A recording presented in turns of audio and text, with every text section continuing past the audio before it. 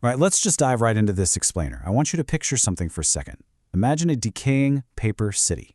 If you look around at the financial system we all participate in every day, the sources we're digging into today suggest that it might actually feel a whole lot like a trap specifically designed to keep you running forever. So, today we're exploring a truly fascinating thesis straight from our source materials. We are going to look at how people are fundamentally opting out of this legacy financial architecture that, let's be honest, feels increasingly like a giant hamster wheel. Let's be real for a second and ask a pretty tough question right off the bat.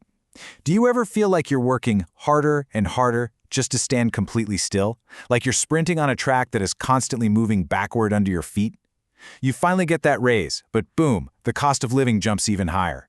You try to be responsible and save, but your purchasing power just vanishes into thin air. Well, the sources we're looking at today suggest this is absolutely not an accident. And more importantly, it's not a failure on your part. It is literally the mathematical reality of the system itself. Okay, let this staggering mathematical fact sink in for a minute. 40%. In a period of just 2 years, right around the start of the pandemic, the legacy financial system created roughly 40% of all the US dollars that have ever existed. Just think about that scale. 40% of all the money ever poofed into existence in just 24 months. The sources emphasize that this isn't some wild conspiracy theory. It is verifiable math, and it has a profound, immediate impact on the value of whatever you're holding in your bank account right now. So to really wrap our heads around this trap we're in, we have to completely rethink what money actually is. The sources define it incredibly simply. It's your stored work. Money really only has one job. It's supposed to be the precious time and energy you've sacrificed at your job, converted into something you can hold. Something that should remain yours to keep until you actually need it, whether that's next week or 20 years down the line. That is the core social contract of money, right? It's a safe place to park the hours of your life that you've already spent.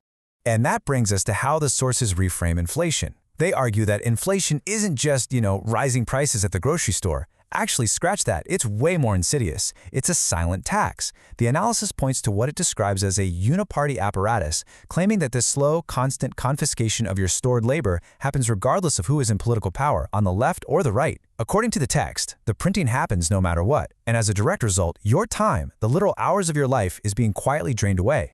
Now here's where it gets really interesting. The crucial point is the contrast between two totally different realities. On one side, the sources describe the legacy system like a stretching ruler. Imagine trying to build a house with a ruler that gets warped and stretched every time a committee holds an emergency meeting. It's impossible. But on the other side, they present a precise, unmoving, fixed ruler of 21 million units, which we see in Bitcoin. They argue that for the literal first time in human history, we have a denominator that nobody can stretch. 1 unit is exactly 1 unit forever. The ruler never ever moves. But hey, it's not all doom and gloom. Let's move over to the new world and see how this builds into a super optimistic space-age future. The sources describe transparent digital capital as your ultimate escape hatch. It's a massive paradigm shift. Once you understand that you can hold a truly scarce digital asset, one that requires zero physical storage space and can be zapped across the globe at the speed of light, you realize you're dealing with something entirely new. The authors actually compare it to humanity discovering electricity for the first time. It is a total game changer. There's this fantastic concept in the documents called action scientists' logic, and it outlines a pretty radical strategy.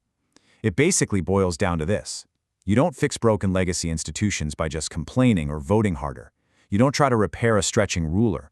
Instead, the strategy is to mathematically opt out of them completely. The approach here isn't about fighting the old system. It's about actively building a brand new alternative architecture that completely ignores it. You don't ask for permission, you just leave. Now this is probably my favorite part of the whole analysis, applying the literal laws of thermodynamics to your bank account.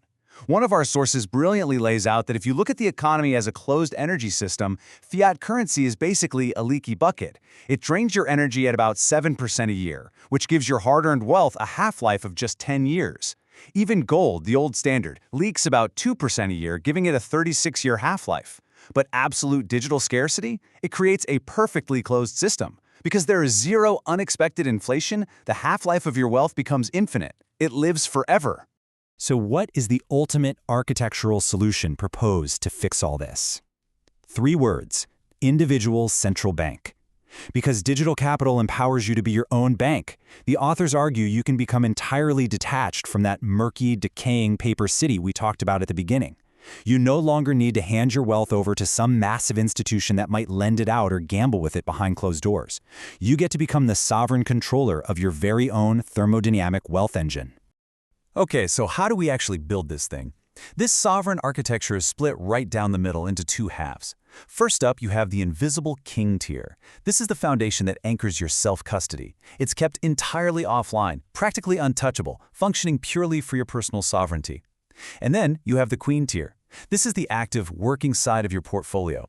It's out there generating yield, creating digital credit, and driving accumulation through regular investing so you can feed more and more wealth back into your system. Let's take a look at an actual blueprint of this in action. The source documents map this out as the Uphold Digital Fortress.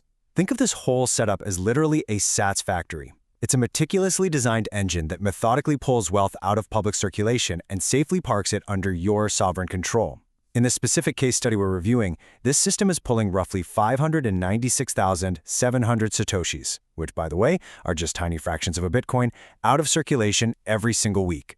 And don't worry, you absolutely do not need a PhD in crypto to get this. Let's just pop the hood on this 5-piece engine. You can see how different digital assets act as distinct tools to form an impenetrable economic fortress. Granted is your Bitcoin anchor, acting as the ultimate base layer vault. Intelligence uses networks like Tau for high-yield digital income. Oil uses Ethereum as collateral to draw credit against. Gas is your Solana routing for high-speed network throughput. And finally, gold represents your XRP cashback, scraping up extra yield from your everyday spending. Every single piece has a very precise job.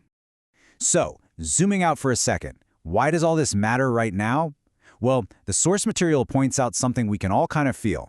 Trust in these massive legacy institutions is irreparably breaking down, and society is fundamentally built on trust. When that trust erodes, we have to rebuild it from the ground up. The new economy desperately needs these transparent, non-rehypothecated digital networks to reestablish global trust. We are literally replacing opaque, closed-door banking ledgers with verifiable public math. Here is the absolute biggest takeaway. Your new escape hatch? It's run entirely by math, not people. And that means it never gets greedy, it never panics, and it never, ever calls a weekend emergency meeting to authorize a massive bailout at your expense.